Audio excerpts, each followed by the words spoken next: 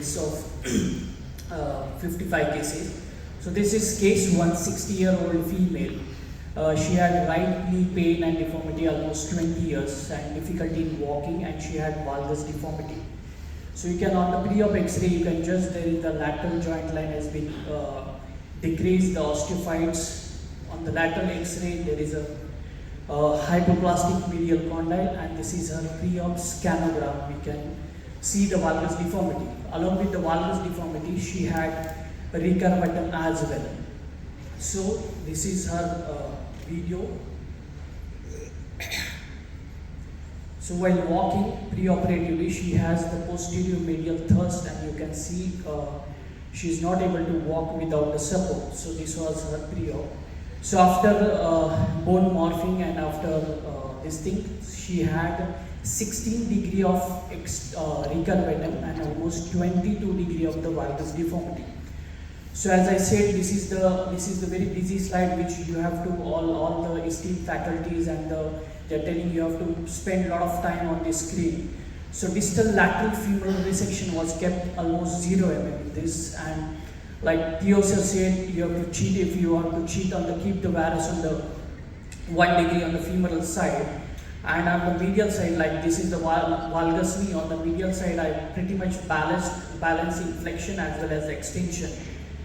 And that's what I decided, and I validated. So after putting the trial and implant, I corrected the valgus deformity from 22 to 4.5. Still there was a bit of valgus.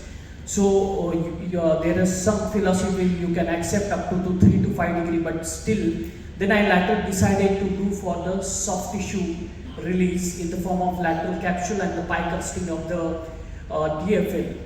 And then the valgus was corrected to 2.5 degree. So this is her,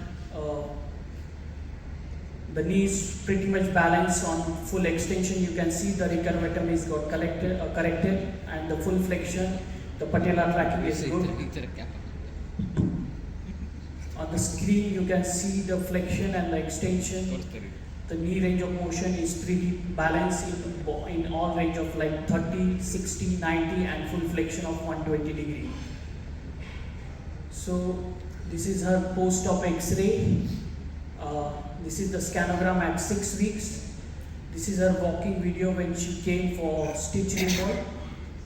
And this is her active leg SLR and range of motion. So case 2, 60-year-old female. She had severe right knee pain and shin pain. She was unable to walk since last 1 month, and she was bedridden because of varus deformity.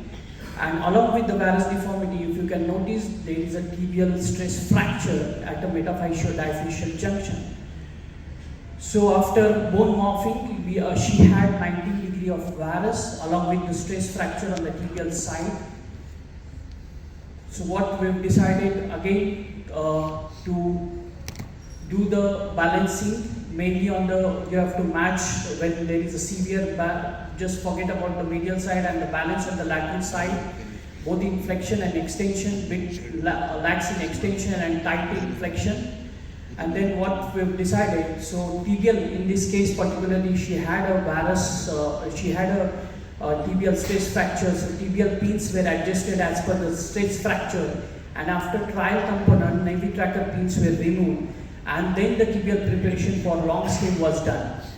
So this is after cut, all the cut validation, and you can see in the after trial, putting the trial implant, the knee was pretty much balanced, mechanical axis, mechanical alignment. So this is her post-op X-ray. The scanogram has not been done. This case was done recently, couple of days, 3-4 days back only. Again, a bilateral varus knee deformity, 65-year-old female, bilateral knee pain, waddling gait on the walking. Varus deformity was more on the right side than the left side. These are her pre-op and post-op X-rays and the scanogram. This is her walk gait. You can see the thrust on the walking on the right side more than the left side. Again, the same, this you have to balance on the lateral side. This is her cut validations after taking all the cuts on the right side as well as the left side. And this is her post-op X-rays, AB and the lateral view. And this is her scanogram at 6 weeks.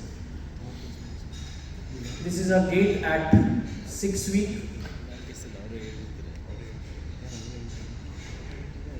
She could able to climb the stairs and she could able to sit cross-legged.